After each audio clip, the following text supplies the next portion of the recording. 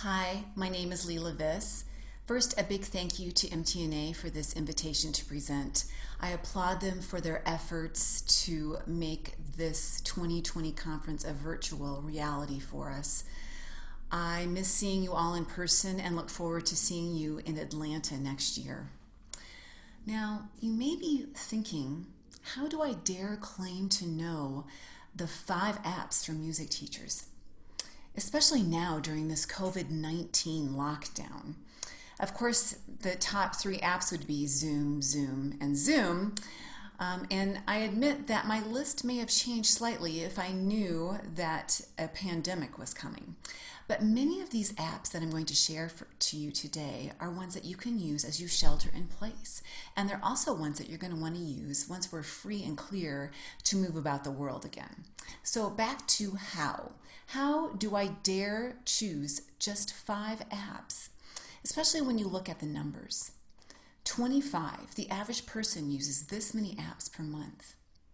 And 96, the percentage of time split between just 10 apps. And 60 to 90, the number of apps the average person has on their phone. And 66 plus, the percentage of apps that don't get used every month. So with these numbers, choosing just 5 seems like finding 5 needles in a haystack. Yet I did make a selection, and it's because I passed the apps through the eye of 2 specific needles. First, the apps must fit 3 criteria. They must be easy to use, and they must add value to my lesson. Now, I admit there's a learning curve to some of the more powerful apps. The more powerful the app, the more learning curve is involved. So what I believe, though, is that the value of an app always trumps the ease of its use. And third, the app must be customizable because every teacher and every student is different. The app must be customizable to fit the needs of my students and my lessons. Now, the other needle, I'm going to go Marie Kondo on you and say that the apps must spark joy. Now, these apps that I'm sharing today spark joy for me right now. And in the next couple of months, there's going to be some other apps that are going to spark joy for me. Now, the same goes with you. You may find that you like these apps or similar ones, and down the road, you may like others. It all comes down to what works for you. So can I have a drum roll, please? Aha. The very first app to make my list is Flash Note Derby. And it's Flash Note Derby because it isolates. Flash Note Derby helps me isolate pitches, which builds understanding of the grand staff. Now, the grand staff is a map that provides direction and location of pitches. The problem for piano students is that there's only 7 pitches, but 88 piano keys. So this grand staff map is more like a maze than a map for early readers. And that's why I like to give specific names to important pitches or landmark notes. Now, in the Denver area, there's a King Soopers grocery store at just about every single corner. So when we want to clarify the location of one, we usually say, oh, it's the King Soopers on Arapahoe and Holly, or it's the one on Dry Creek and University, or the one on Holly and County Line. Back to the grand staff. I clarify the location of C's on the piano by giving them special names. Deep blue C, cow C, middle C, face C, cloud C, and I also give special names to F's and to G's. Next, students correlate the location of these pitches on the grand staff to the location on the keyboard. Now, Flash Note Derby allows me to isolate any of those landmarks and design drills to reinforce those locations. So here's footage of a group class, and they are reviewing the treble clef landmarks of middle C, treble G, face C, outer space G, and cloud C. You'll hear me count them in, which gives them time to look at the screen and then look for the correct pitches on their keyboards. And you'll notice they don't always match each other, and then they're using their ears to find the correct key. And then you're also going to hear them try and match their voices to the pitches. Sit up tall and 1, 2, 3, 4. Good. And 1, 2, 3, 4.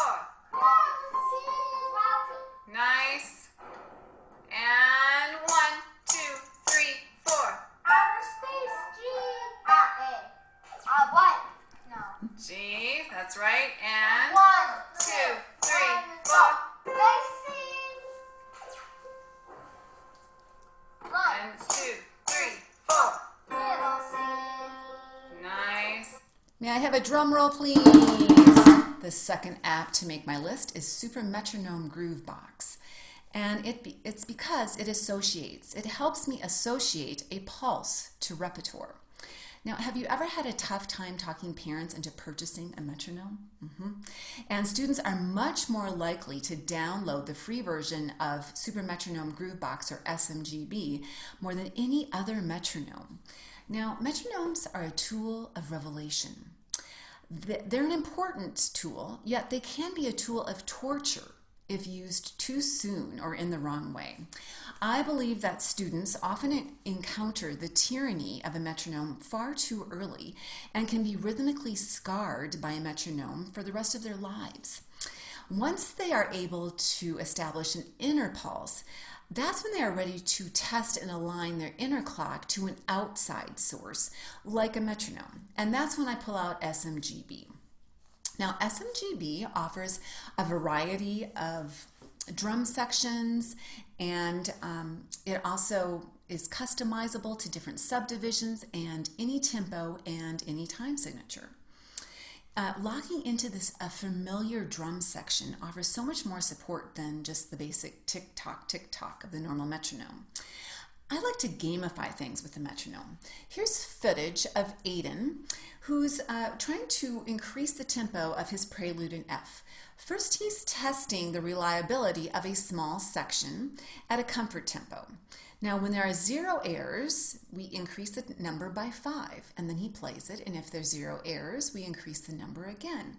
And we do that until he's reached his comfort tempo.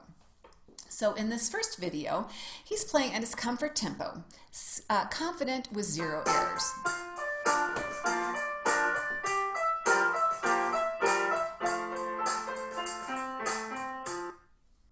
Now it's steady, but it lacks direction.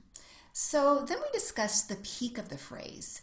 It's usually closer to the end of a phrase, and it's usually the highest pitch. And we also increase the tempo.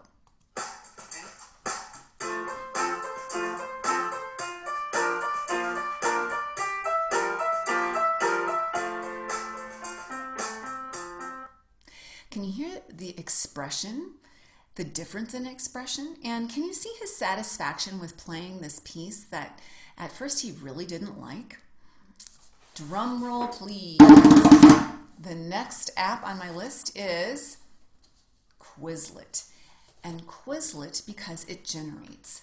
Quizlet generates flashcards of any concept that I desire.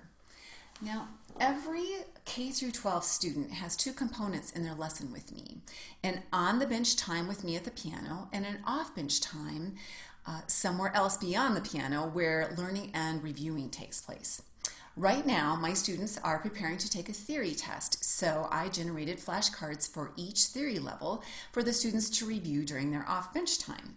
They can review the cards in various modes during off-bench time, and I can send them a link to the flashcards for them to study the cards at home on any device.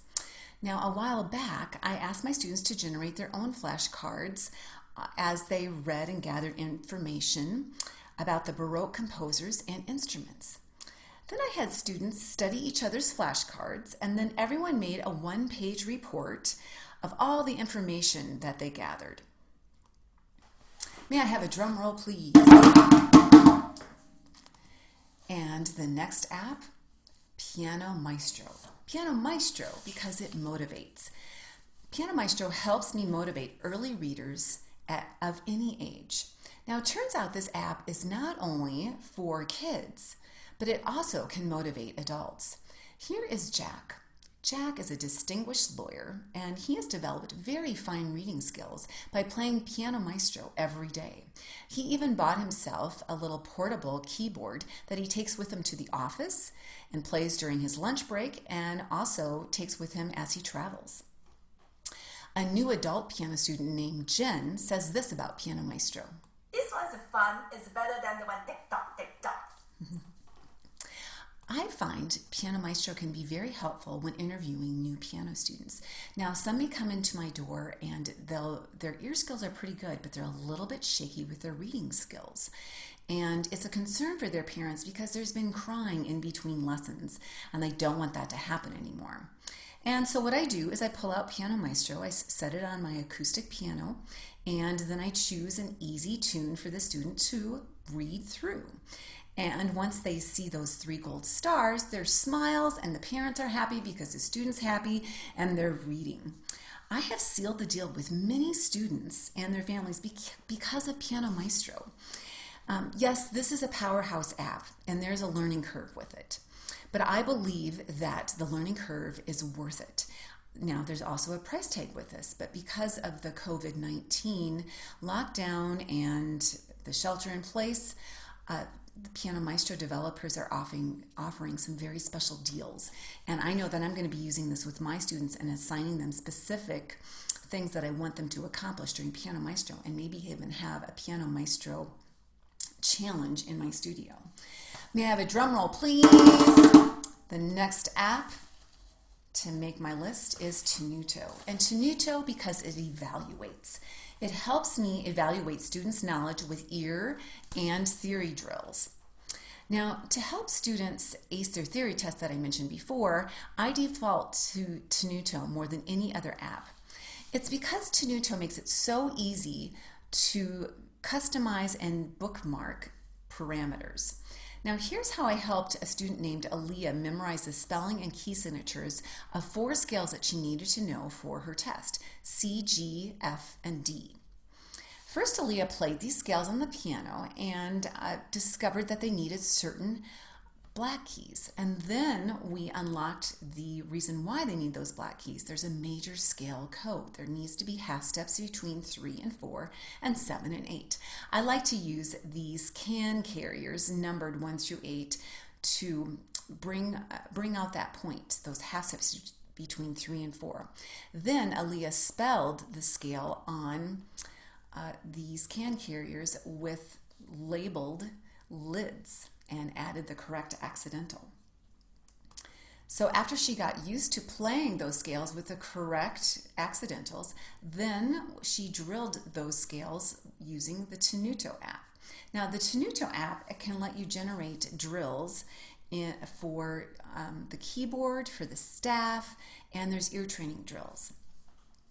So here's Leila, and she's going to drill just those 4 scales. Now, what I did is I kind of did a mistake here, and I thought I was making a drill of just those 4 scales, but I couldn't quite do it the way I wanted to. So really right now, all Leila is doing is reviewing the look of those 4 scales on the keyboard, the topography of them. It's not a quiz where she has a right or a wrong answer. Let's see.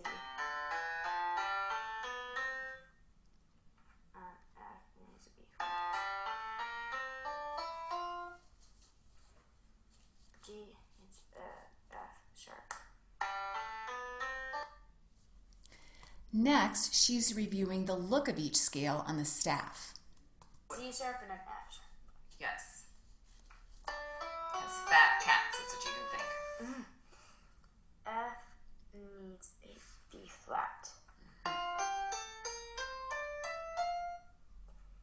G needs an F sharp.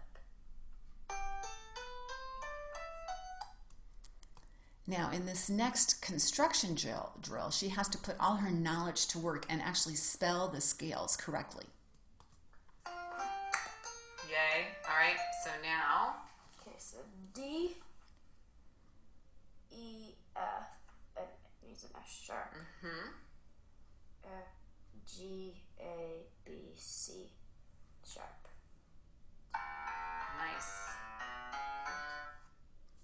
Now, besides apps, I'm a huge fan of tactile tools. They spark joy for me. So here's Leila spelling scales with a bag of blocks. D, E,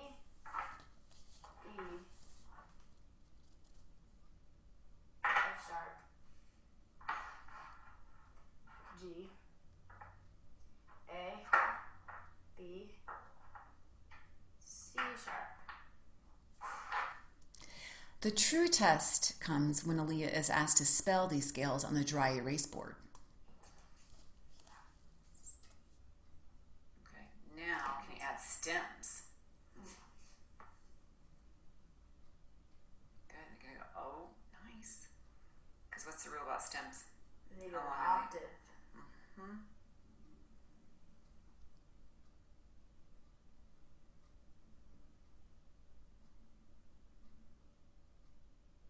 So I should have said she's notating the scales instead of spelling the scales. But one more way for her to make sure that, well, for me to make sure that she knows what she's just learned is to ask her a question before she goes out the door with a piece of candy, just to make sure that things have stuck. Before you have those Rolos, you got to tell me what sharps are in the D major scale. There's an F sharp and C sharp. Very good. Yeah. Goodbye. All right, now those are my 5 apps, and I think we have time for one more. So I'm going to give you a bonus app, and it's because this next app has a story behind it. Some of you may know that my son, Carter, he's a 25-year-old marine biologist out in Florida, was struck by a boat on Thanksgiving Day, and all 4 of his limbs were severely injured, and he lost his right arm. So ever since then, I've been trying to make sense of it all, and I've been looking for videos of him playing his pieces, and I don't have very many of them. One of them I found was a high school project that he had created. It was a senior synthesis project. He composed a piece that reflected each year of his high school experience. He recorded each piece in a garage band, and that became the soundtrack for a video that he took of himself feeding his stingray named Chad. So there you see the video. So what does any tune have to do with this story? Well, as you can imagine, hearing Carter play is more important to me than ever. And it was therapeutic for me to use any tune to help me honor him and his creativity and his piano playing. So first of all, I downloaded Carter's project from YouTube to my desktop, and then I imported the MP3 audio file into AnyTune. And there I marked up each section. I could bookmark each section, and I could slow down the tempo and even loop each section so that I could learn Carter's piece by ear. Next, I transcribed his piece into another app that I really like. It's a web app called noteflight.com, and it's where I like to notate my pieces, and my students use it as well. So once I had transcribed this, then I gave it to Carter's youngest brother named Levi, and we thought it would be cool if Levi would play Carter's piece. And so here's a little bit of Levi playing it.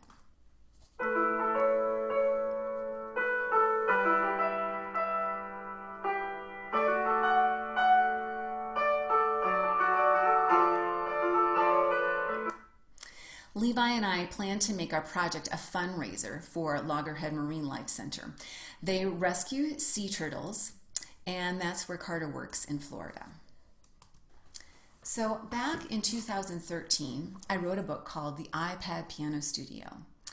And what's interesting is that the 6 apps that I talked about today are all part of this book. I include them in this book, and that means 2 things. The apps have longevity, and they've been well supported by their developers. And it means one more thing. It means it's worth considering and being part of my top 5 list. So I have 2 things that I want to say to you. First of all, I hope, my intention that, first of all, is that you were inspired by these 5 apps and how I use them. But my hope is that you will be inspired to use my 3 criteria to find and use apps that spark joy in your studio and that serve you well. So put apps to work for you and let them spark joy in your teaching. Take care.